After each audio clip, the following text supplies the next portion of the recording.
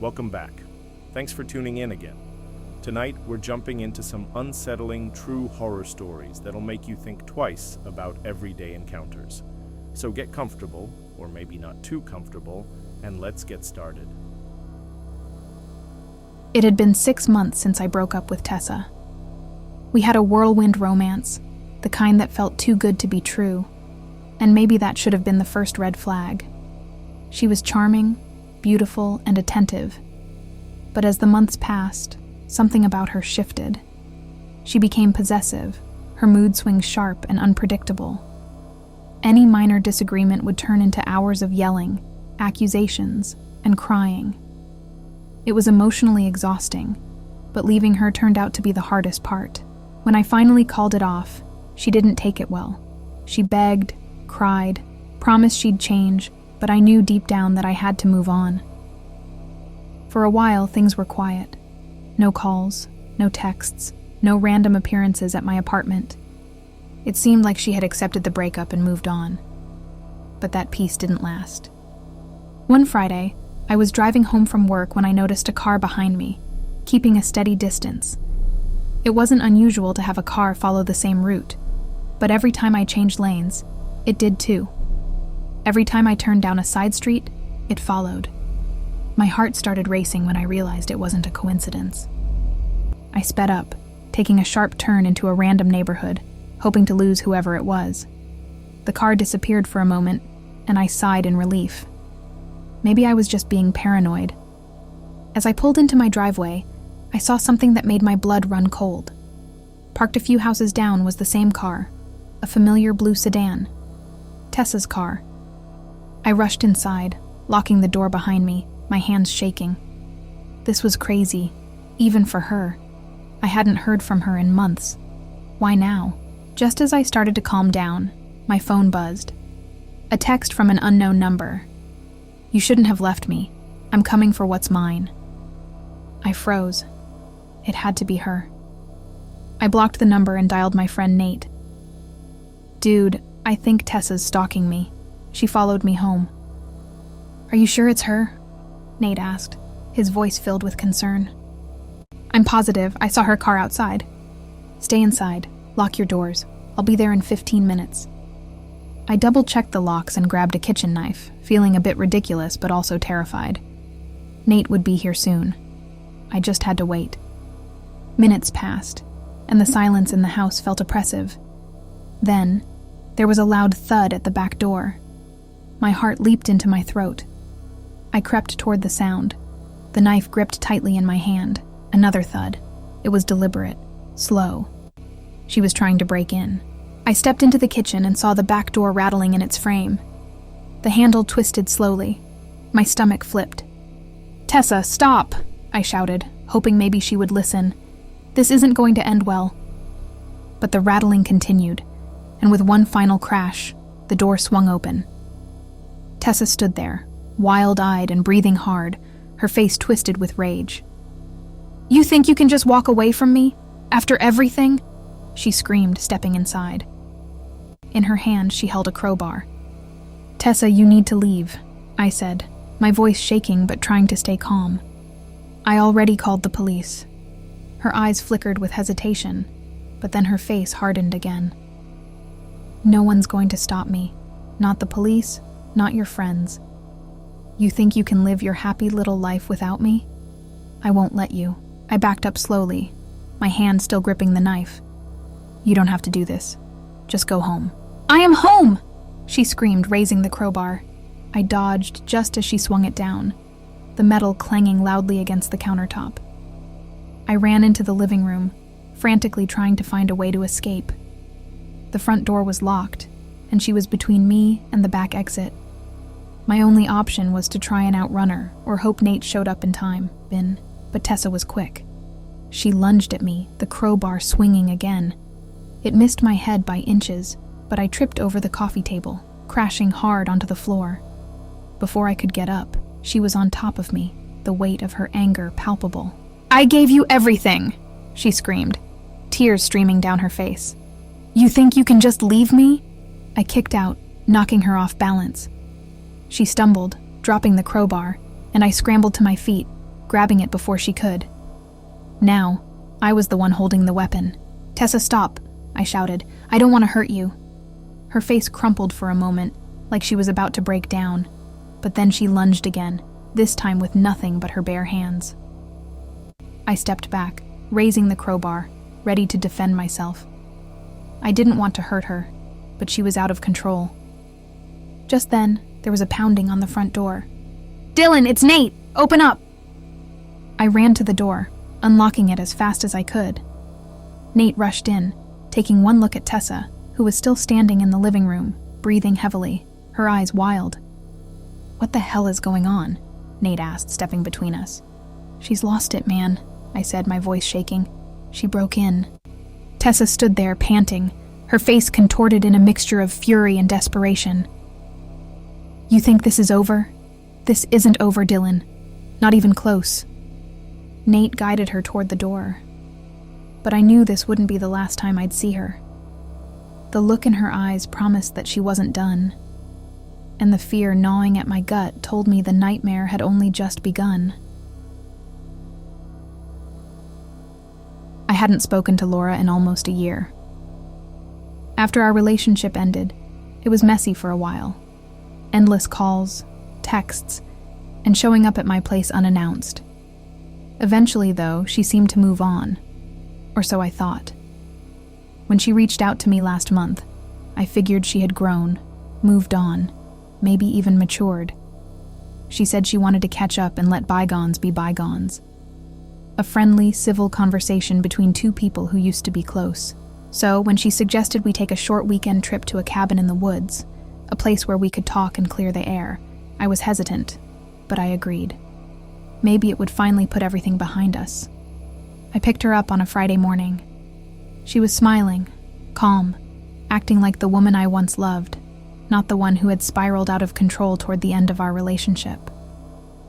We drove for hours, into the remote parts of the forest where there was no cell service. Laura had found an old cabin online, rustic, isolated, but perfect for a peaceful weekend. As we pulled up, I felt a chill, though it wasn't from the weather. The cabin looked ancient, like it hadn't been touched in decades.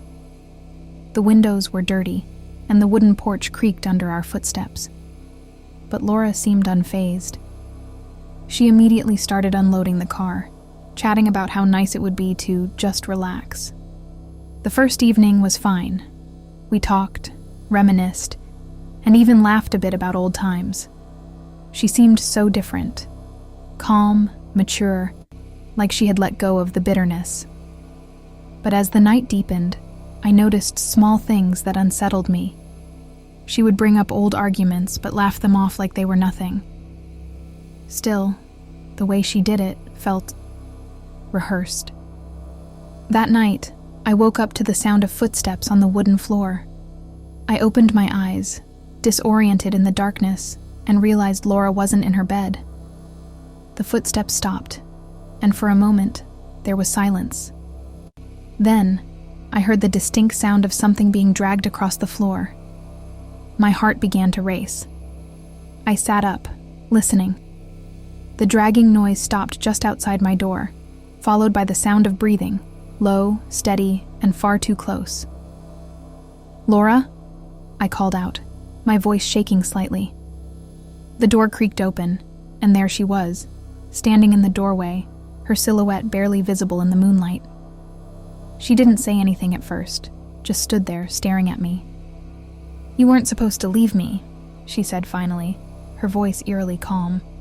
I blinked, confused. "What are you talking about? We're fine, right?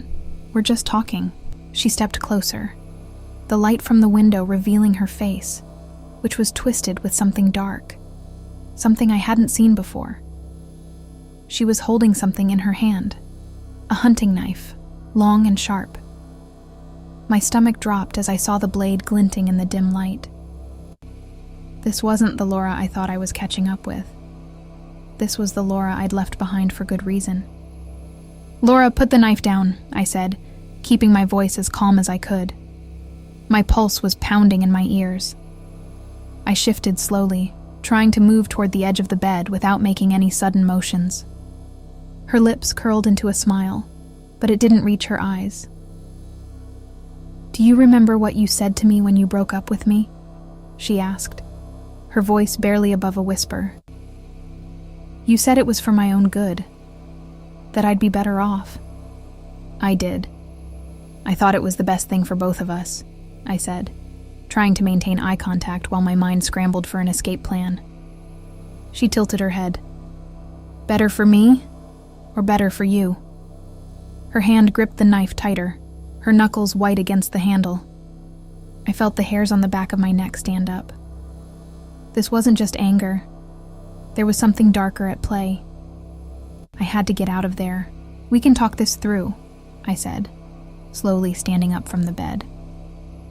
"I don't want anyone to get hurt." Her smile vanished. "You think I came all this way just to talk?" Suddenly, she lunged at me, the knife aimed directly at my chest. I reacted on instinct, grabbing the small bedside lamp and smashing it into her arm.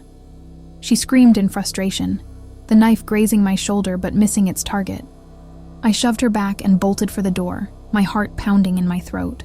I didn't look back as I raced out of the cabin and into the pitch-black forest. I could hear her behind me, her footsteps crunching on the leaves, her voice echoing through the trees. "You can't run from me, Jack," she screamed. "You owe me." My legs burned as I pushed through the dense trees, branches scratching my face and arms. I had no idea where I was going. My only goal was to get as far from that cabin as possible. But without a flashlight, and no idea where the nearest town was, the forest felt like a maze. The sound of Laura's footsteps never stopped, always too close behind.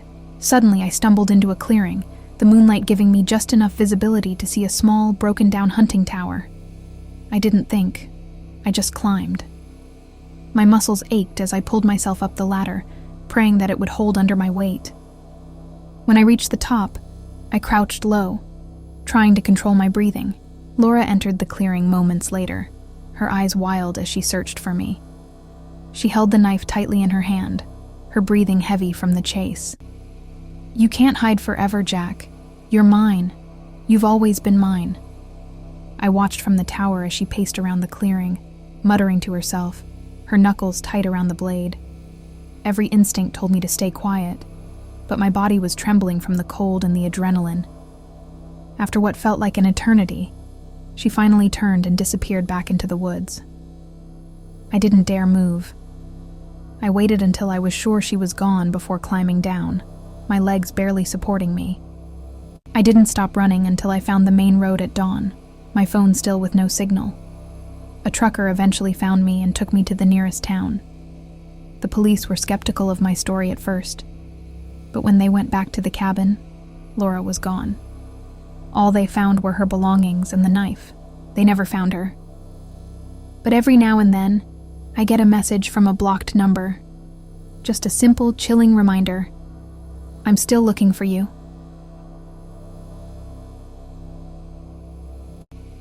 I met Ethan during a time in my life when everything felt like it was falling apart. He seemed perfect, charming, attentive, and always knew how to say the right things. At first, he felt like the rock I needed. But over time, his possessiveness became suffocating. He constantly needed to know where I was, who I was with, and every conversation turned into an interrogation. After 2 years of manipulation and emotional abuse, I knew I had to end it. The breakup wasn't easy. Ethan didn't take it well, claiming I'd regret my decision and that I was throwing away the best thing that had ever happened to me. He stalked me for a few months, showing up at my job, texting me at all hours of the night, leaving threatening voicemails. But after filing a restraining order, things seemed to quiet down. It had been 6 months of silence, and I finally felt like I could breathe again. That's when the strange things started happening. It began with small things.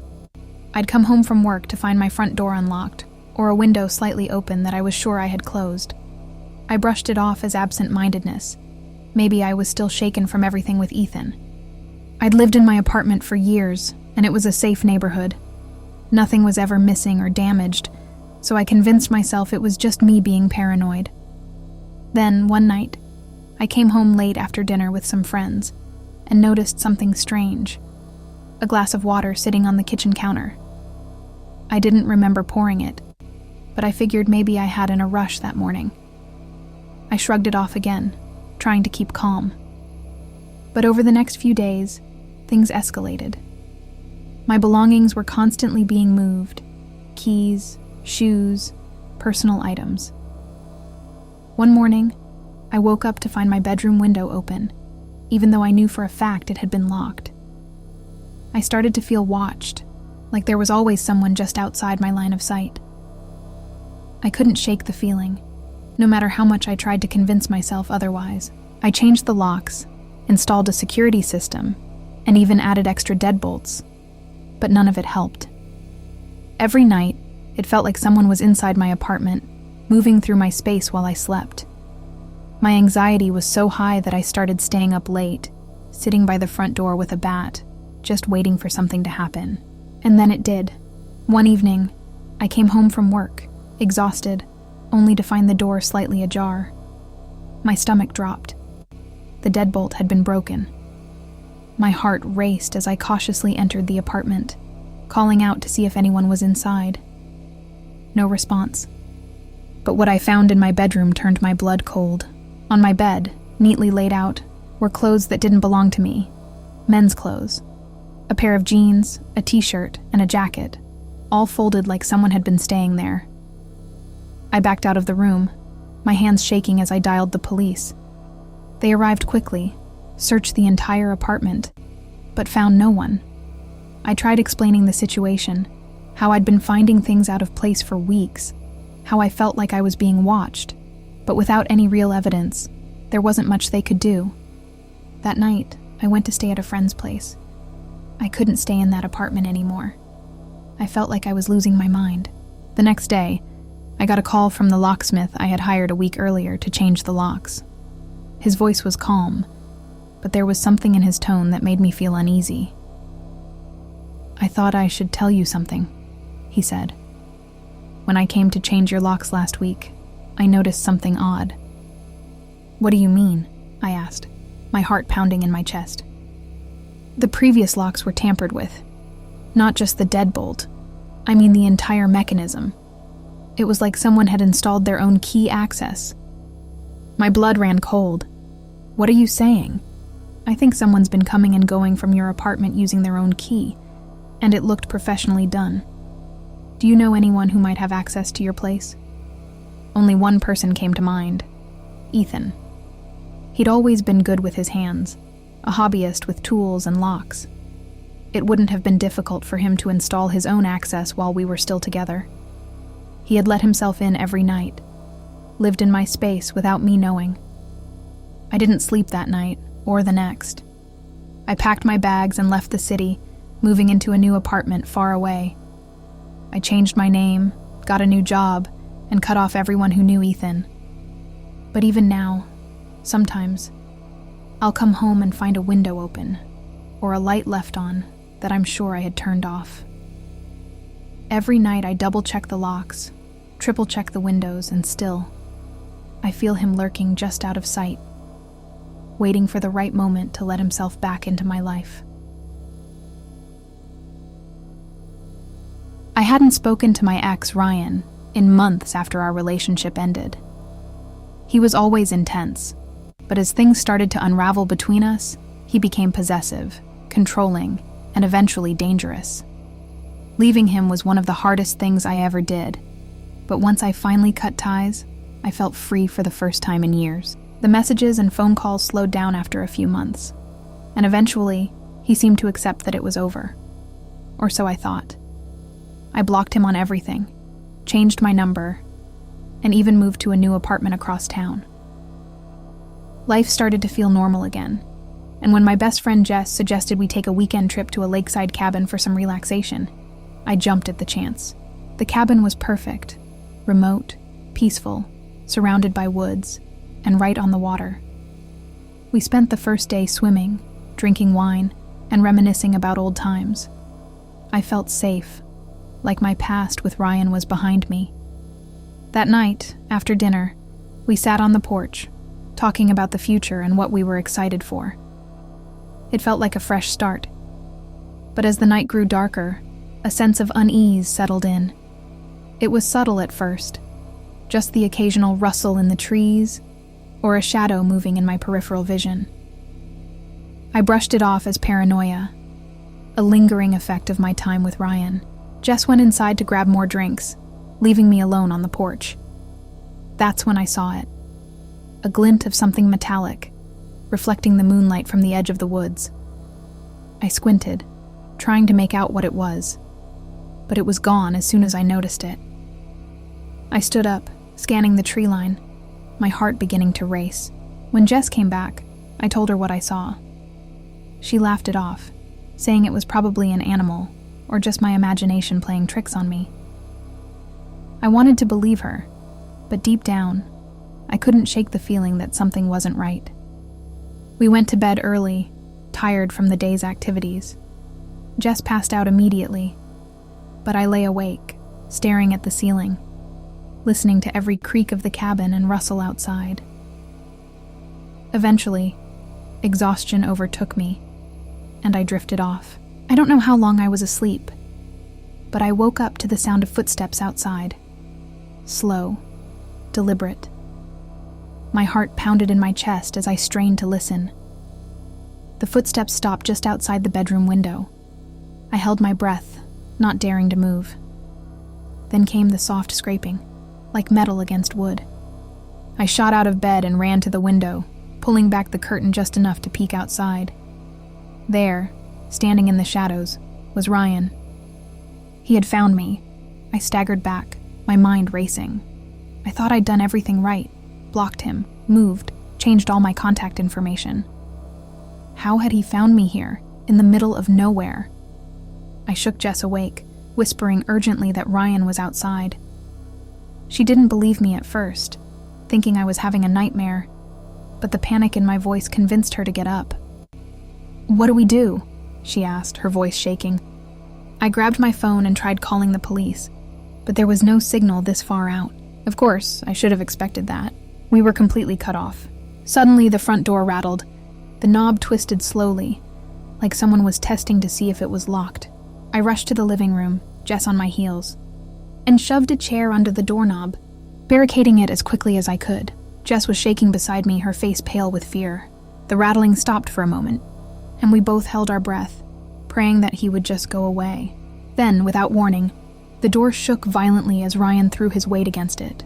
The wood creaked under the pressure, and I knew the flimsy cabin door wouldn't hold for long. "We need to get out of here," I whispered to Jess, trying to keep calm despite the terror gnawing at me. "The back door," Jess suggested, her voice trembling. We sprinted to the back of the cabin, quietly unlocking the door and slipping out into the night. The air was thick with tension, and every shadow seemed to move as we crouched low and crept toward the trees. I could hear my heartbeat in my ears, and my hands were slick with sweat. Ryan knew this place better than we did. He could be anywhere, watching, waiting. Suddenly, a loud crash came from the front of the cabin. He must have broken through the door. I grabbed Jess's arm, pulling her faster toward the woods. We didn't have a plan. We just needed to get as far away from the cabin as possible. The forest was pitch black, the moon offering little light to guide us. Branches whipped at our faces and arms as we stumbled through the underbrush, desperate to put distance between us and Ryan. But no matter how fast we ran, I couldn't shake the feeling that he was right behind us, closing in. After what felt like hours, we found a small clearing and stopped to catch our breath. Jess was gasping for air, her hands on her knees. "Do you think we lost him?" she asked between breaths. I didn't know how to answer. The woods were eerily silent, but that only made me more nervous. Ryan was smart. He wouldn't just chase us blindly. He would wait, watch, and strike when we were at our weakest. "We have to keep moving," I urged, pulling her along. "We can't stop here."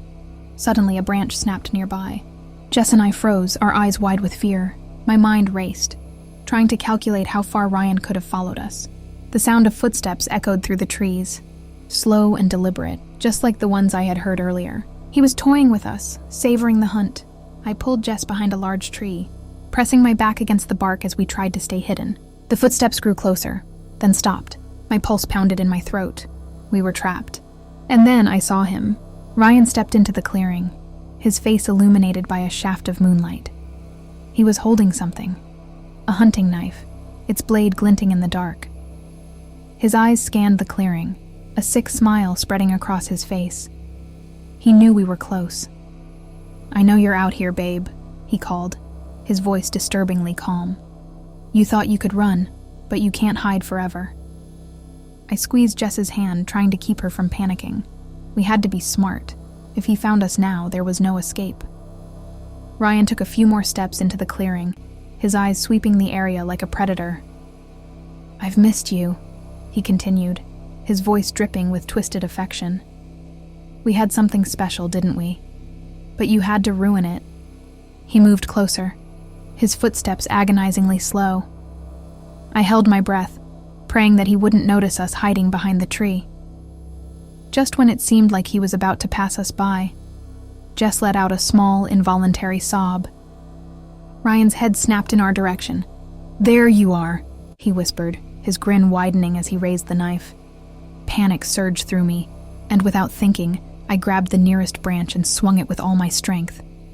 The branch connected with Ryan's arm, knocking the knife from his hand. He roared in pain and anger, lunging toward us.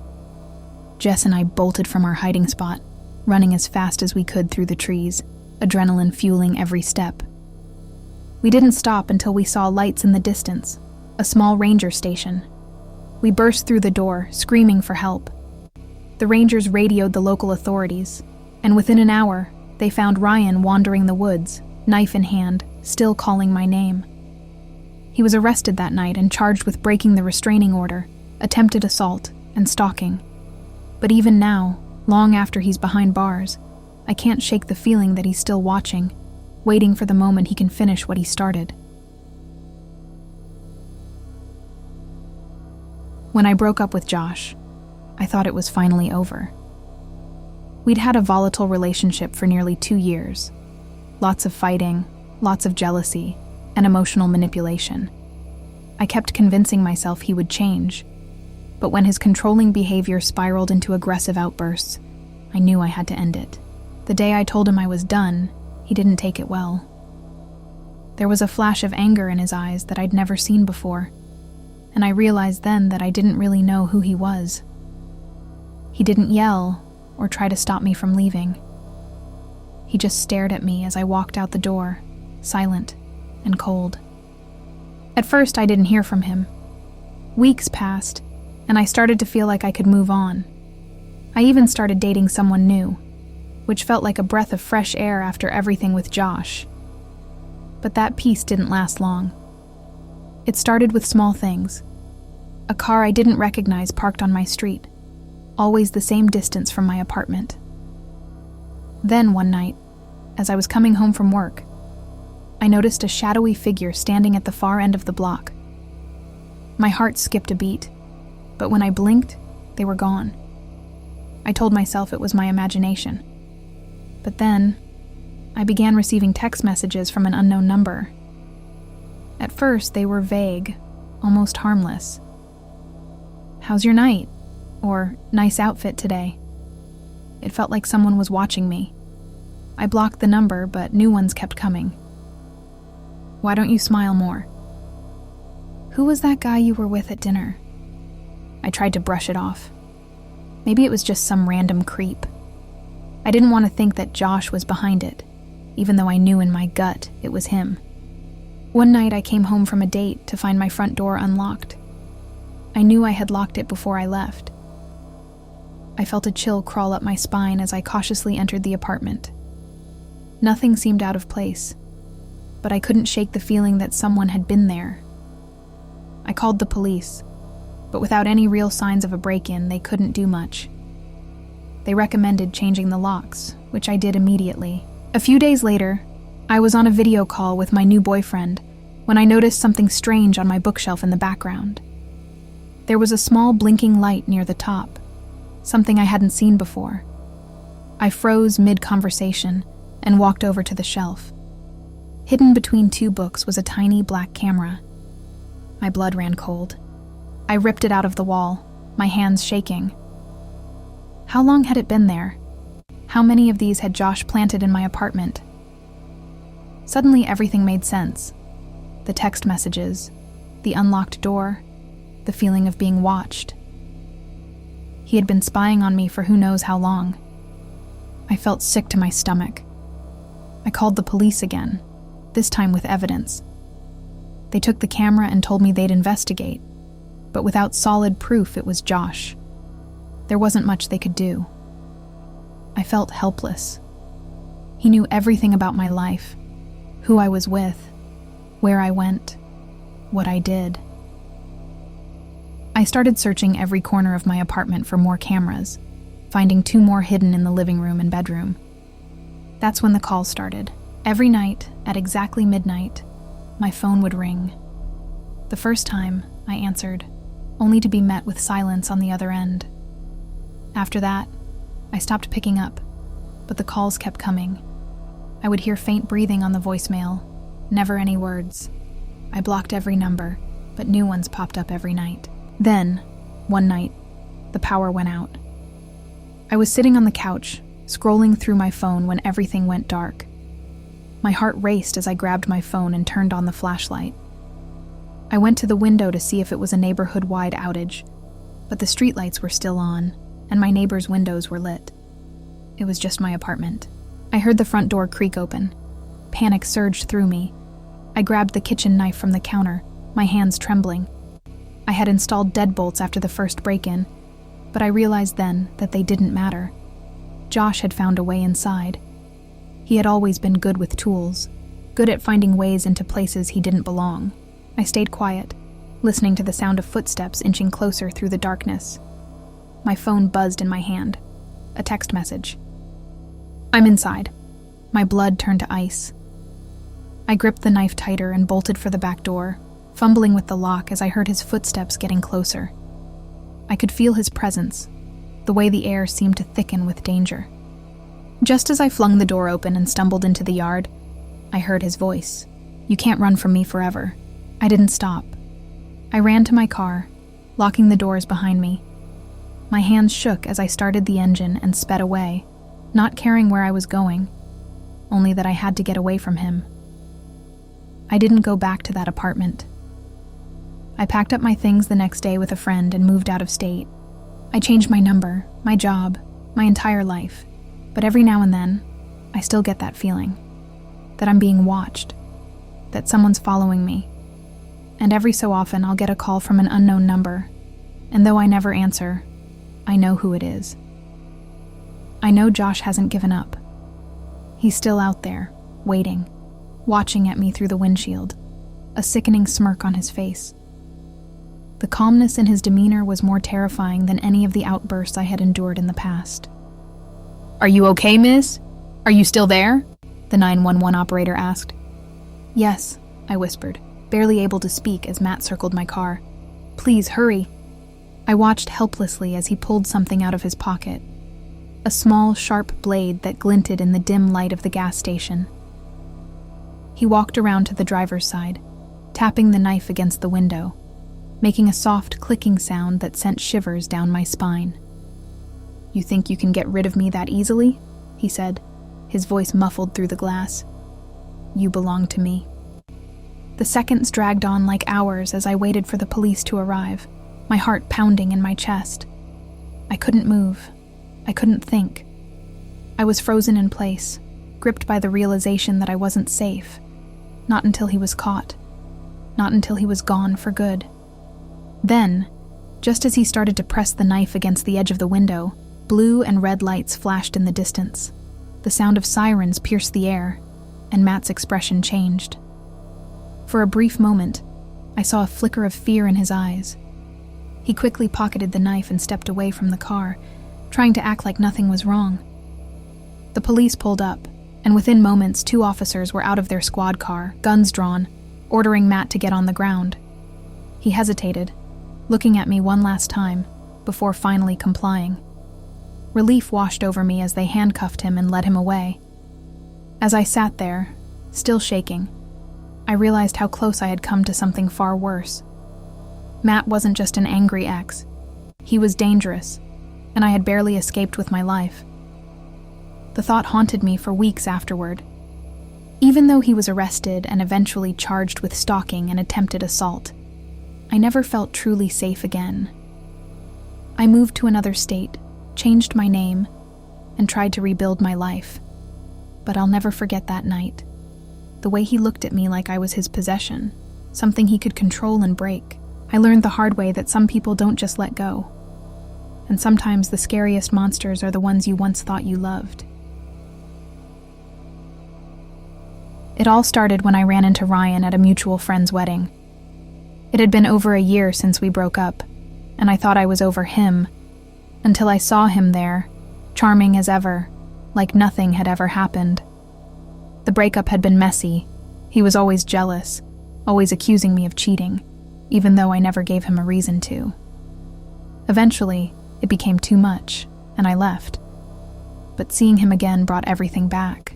We made small talk, exchanged a few awkward laughs, and then, before I knew it, he suggested we catch up over coffee. Against my better judgment, I agreed. Maybe he had changed. Maybe I was being too harsh. People can change, right? Things were fine at first. We kept things casual, just coffee here and there. But soon, Ryan started texting me constantly, hinting that he wanted to give things another shot. I didn't want to hurt him, so I played along, keeping things light, hoping he'd eventually get the hint that I wasn't interested in rekindling anything. One weekend, he invited me to his family's lake house for old time's sake. He insisted it would be just a friendly getaway, and against my instincts, I agreed to go. I had memories of that place. Lazy summer days by the water, quiet nights under the stars, and part of me missed it. I thought maybe spending time there would put a nice, peaceful end to whatever this was between us. When we arrived, the lake house was just as I remembered it, isolated, quiet, surrounded by dense woods. But something about it felt different this time. It was too quiet. The stillness felt more like a trap than a retreat. The first night went smoothly enough. We made dinner, drank wine, and talked about old times. But there was a tension in the air I couldn't shake. Ryan kept trying to steer the conversation toward our past relationship, how much he missed me, how things would be different now. I was polite but firm. I didn't want to go down that road again. Later, after I had gone to bed, I heard footsteps outside my room. At first, I thought it was just the old house creaking. But then I heard the soft creak of the floorboards right outside my door. I sat up in bed, holding my breath, listening. The footsteps stopped and the house went silent again. I convinced myself I was being paranoid. But the next morning, when I woke up, things started feeling more off. My phone was missing from the nightstand where I had left it. I searched the whole room, but it was gone.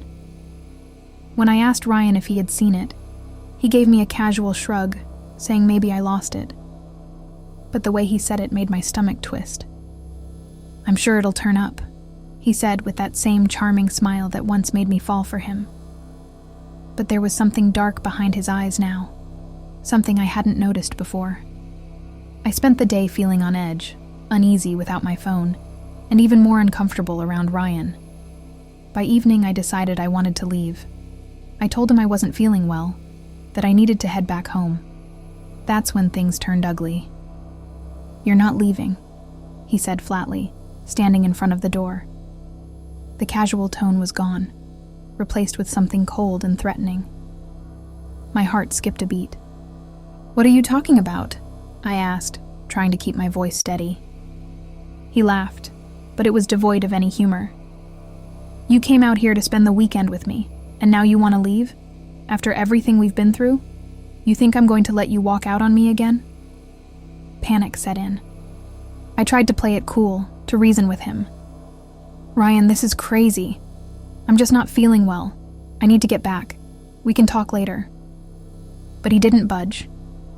Instead, he reached into his pocket and pulled out my phone, waving it in front of me. "Looking for this?" My blood ran cold. He had taken it while I was asleep. He'd been planning this. "Give it back," I demanded, my voice shaking. Ryan stepped closer, his face inches from mine, his eyes wild. "You're not going anywhere. You belong to me. Always have, always will." I pushed past him, making a run for the back door, but he was faster. He grabbed my arm and yanked me back, throwing me against the wall. I gasped in pain as my head hit the wood paneling, stars dancing in my vision. "You're not leaving," he said again, his voice low and menacing. I kicked at him, trying to break free, but he was too strong. Desperation fueled my next move. I grabbed a vase from the table and smashed it against his head. He staggered back, stunned, giving me just enough time to run for the door. I tore out of the house and into the woods, the sound of his footsteps close behind me. My heart pounded in my chest as I ran blindly through the trees, branches whipping against my skin. I could hear him shouting my name, getting closer. I didn't stop, didn't dare look back. I ran until my legs gave out, collapsing near the edge of the lake.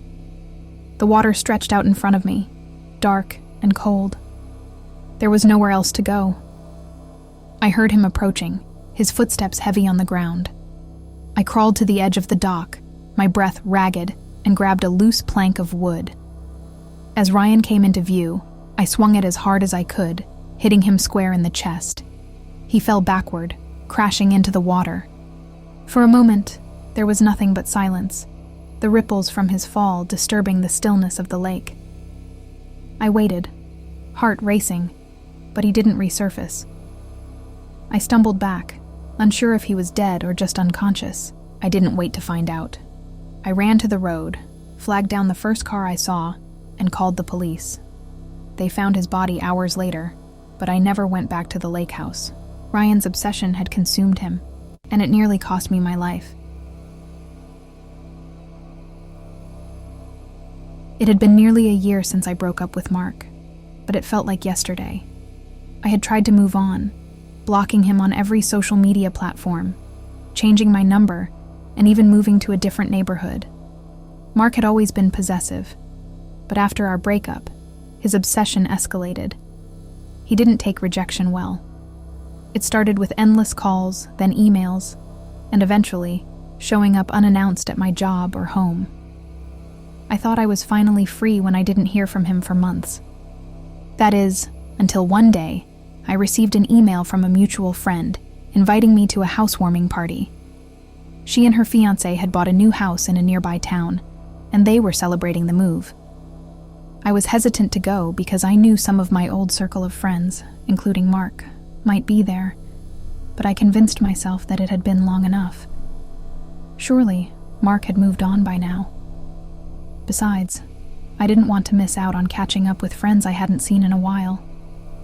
When I arrived at the party, everything seemed normal. Laughter filled the air, and people were chatting over drinks. I was immediately pulled into a conversation with old friends, and for a moment, I felt like my life was finally back on track. But then I saw him, Mark, standing by the kitchen, looking right at me. My stomach dropped. His eyes were locked on me in that familiar, unsettling way. He didn't approach me right away, but I could feel his presence lingering, watching me, no matter where I moved in the house. I tried to stay calm, sticking close to my friends and avoiding eye contact. I told myself he wouldn't do anything at a public event like this. But every time I glanced in his direction, I could feel the weight of his gaze. As the night went on, I eventually needed to get away for a moment. I excused myself and went to the basement, where the hosts had set up extra seating. It was quieter down there, away from the loud music and chatter. I just needed a minute to collect myself. I sat down on an old couch in the corner, trying to relax. That's when I heard footsteps behind me. I turned to see Mark standing at the bottom of the stairs, his face half hidden in the shadows. "What do you want, Mark?" I asked, my voice trembling slightly. I tried to keep my cool, but the tightness in my chest told me I was scared. He stepped closer, his expression calm, almost too calm. "We need to talk." "No, we don't," I replied, standing up and moving toward the stairs. "I've made it clear I want nothing to do with you." He blocked my path before I could reach the first step, his hand resting on the banister. "You can't just leave me like this," he said, his voice dangerously low. "You owe me a conversation." "I don't owe you anything," I snapped, trying to push past him, but he didn't move. Instead, he grabbed my arm, hard. "Mark, let me go," I said, panic rising in my throat. He yanked me back down the stairs and shoved me into the wall, his grip tightening. "You think you can just disappear from my life? You think you can replace me?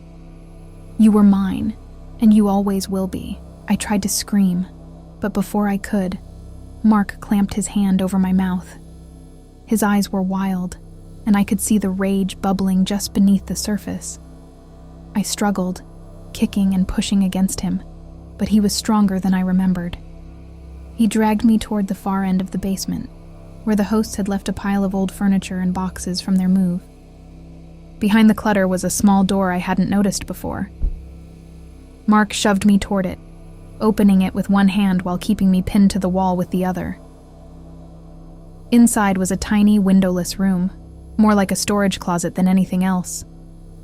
My heart raced as I realized what he was planning. "You're going to stay in here until you realize how much I love you," he whispered, his voice eerily calm. "I'll come back for you when you're ready to talk." He threw me inside and slammed the door shut, locking it from the outside.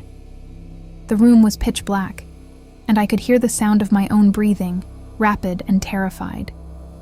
I pounded on the door, screaming for help, but the music and laughter upstairs drowned out my cries. No one could hear me. I don't know how long I was in there. Hours, maybe more, but it felt like an eternity. The air was stifling, and I was too scared to sit down, pacing the tiny space in the dark. I tried to find anything to break the door down, but it was solid wood, and there was nothing in the room but empty shelves. Eventually, I heard footsteps outside the door.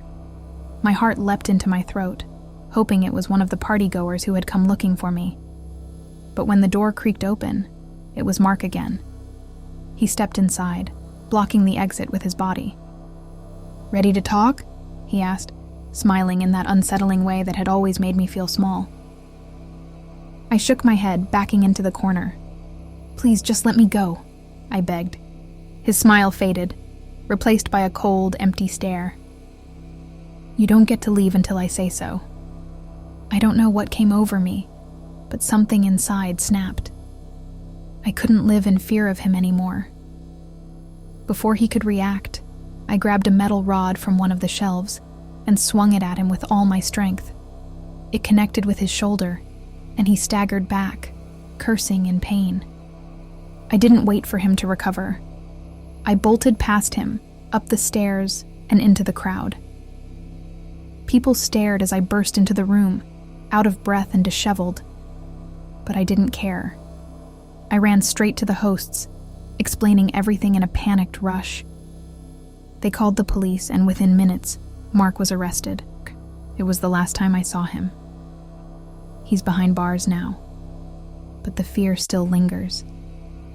I'll never forget the look in his eyes when he locked me in that basement, or how close I came to losing everything because of his twisted obsession.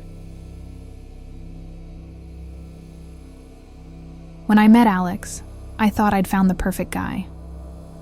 We clicked instantly, and it didn't take long for us to start dating. He was charming, attentive, and made me feel like the center of his universe.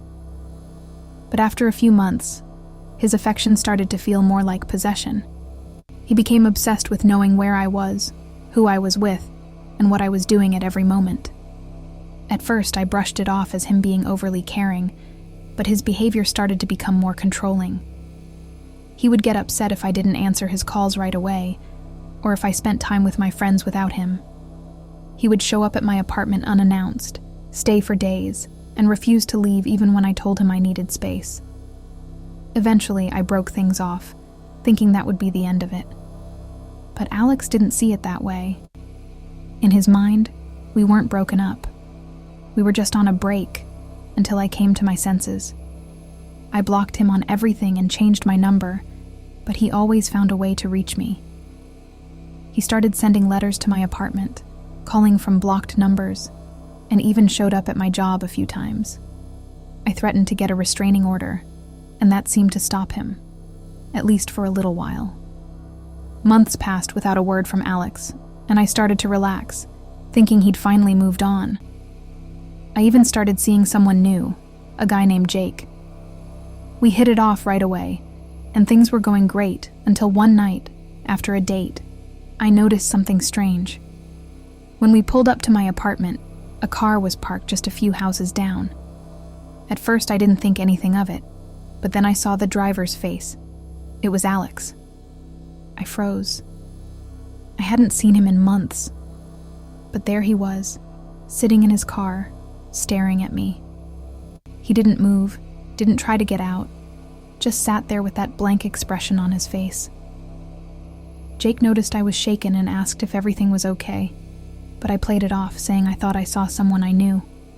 I didn't want to scare him or make a scene, so I said goodnight and went inside.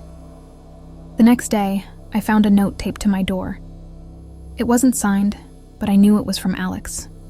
It read, "I saw you last night. We need to talk." I was furious and scared at the same time. How did he know I was out with Jake? Was he following me? I decided it was time to go to the police.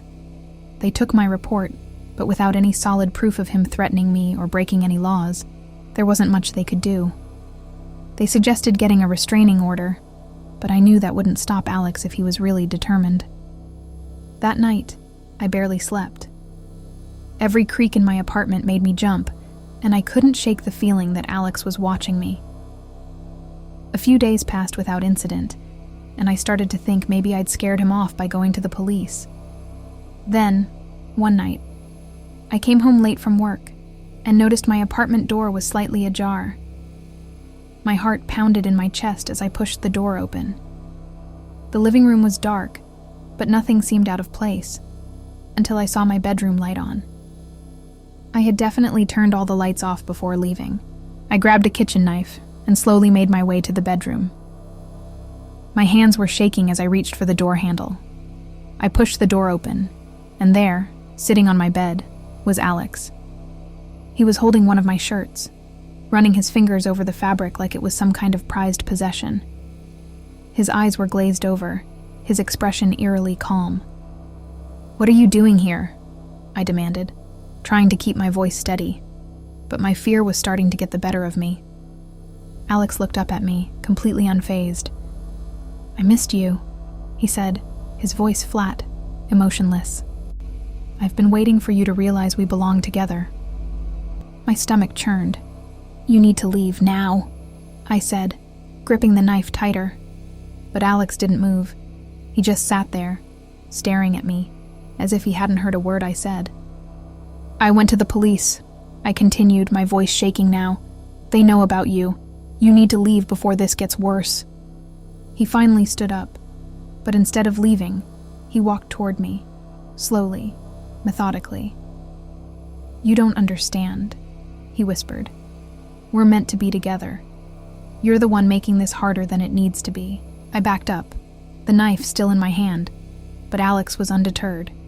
He reached out to touch my face, and that's when I snapped. I swung the knife in a blind panic, catching him across the arm. He stumbled back, blood dripping onto the floor. His calm demeanor vanished, replaced with fury. "You'll regret that," he hissed, clutching his arm as he backed toward the door. "I'll make sure you regret it." He stormed out, and I immediately locked the door behind him. I called the police, and when they arrived, they searched the area, but Alex was long gone. They took my statement and recommended I stay with someone else for a while, just in case. For weeks, I lived in fear, jumping at every sound and constantly looking over my shoulder.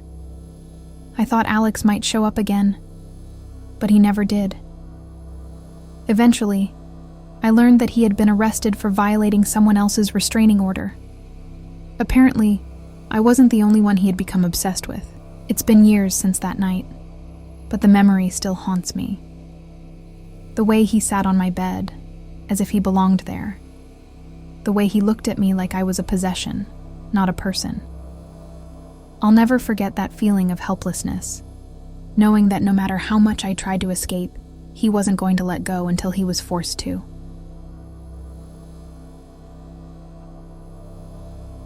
I met Jenna through a mutual friend at a party. She was magnetic, the kind of person who lights up a room. We hit it off almost immediately, and for the first few months, things were great. She was spontaneous, adventurous, and it felt like she was always keeping things exciting. But after a while, I started to notice a different side of her. It started small, her wanting to know where I was every second of the day, calling constantly when I didn't respond to texts quickly enough. I figured it was just her way of showing she cared, but her intensity grew. She began showing up uninvited to places I'd mentioned in passing and questioning why I needed time alone. I started feeling suffocated, like I was under surveillance. When I tried to talk to her about needing space, she would either break down crying or accuse me of cheating. I knew it wasn't healthy, but I kept giving her chances, thinking things would calm down. Spoiler, they didn't. The final straw came after I decided we needed a break. I told her we both needed time apart to figure out what we really wanted. She didn't take it well, to put it lightly. The next few weeks were filled with dozens of missed calls, long-winded emails, and even her showing up at my apartment crying on my doorstep. I knew it was over, but she refused to accept it. About a month later, a mutual friend invited me and a group of people on a weekend camping trip.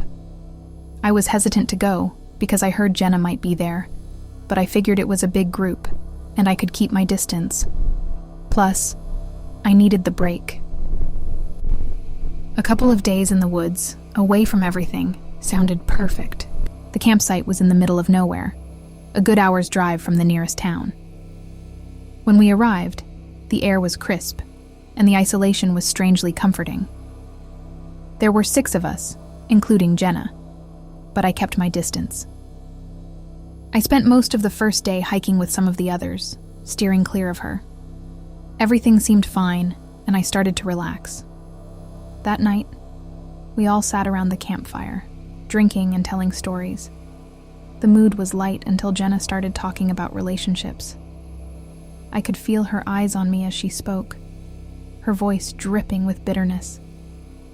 I tried to ignore it, focusing on the crackling fire and the stars above, but the tension was palpable. When everyone started turning in for the night, I made sure to pitch my tent far from hers. I had a weird feeling in the pit of my stomach, but chalked it up to awkwardness.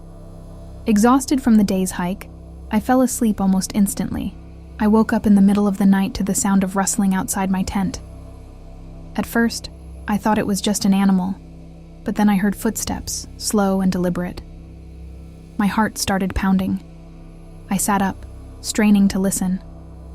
The footsteps circled around my tent, getting closer and closer. "Who's there?" I called out, trying to keep my voice steady. No answer. I unzipped the tent slightly, peeking outside. It was pitch dark, except for the faint glow of the embers from the dying campfire. My eyes darted around, searching for any sign of movement, but everything was still. Suddenly, a hand reached inside the tent and grabbed my wrist. I yanked back instinctively, heart racing. There was a low, familiar voice from the darkness. "Why are you avoiding me?" It was Jenna. I felt a chill run down my spine. She was crouched just outside my tent, staring at me with an intensity that made my skin crawl. I hadn't even heard her approach. "Jenna, what are you doing? It's the middle of the night." I tried to sound firm, but my voice wavered. "We need to talk." Her tone was eerily calm, but her grip tightened on my wrist. "Let go," I demanded, pulling away harder. "This isn't the time or place." But she didn't budge. "You don't get it, do you? You're not just going to leave me like this. You owe me more than that." My mind was racing. How long had she been out here? How long had she been watching me sleep? I tried to calm her down, but her eyes were wide and unblinking, and I realized that reasoning with her wasn't going to work. She was too far gone. "I'm not doing this right now," I said, finally breaking free of her grip. I zipped up my tent quickly and scrambled for my phone. My hands were shaking as I checked the signal. Of course, there was none. We were in the middle of nowhere, completely isolated. No one could help me if this escalated. I heard her pacing outside the tent, muttering under her breath. "You think you can just ignore me? I know what you're doing." She sounded deranged. I couldn't stay in the tent. I needed to get out of there. I quietly grabbed my jacket and shoes, praying she wouldn't hear me moving. As soon as I was ready, I unzipped the tent just enough to slip out. The campfire was now nothing but embers, casting faint shadows. Jenna was standing near it, her back to me. I tried to be as quiet as possible, moving toward the trailhead where our cars were parked, but a branch snapped under my foot.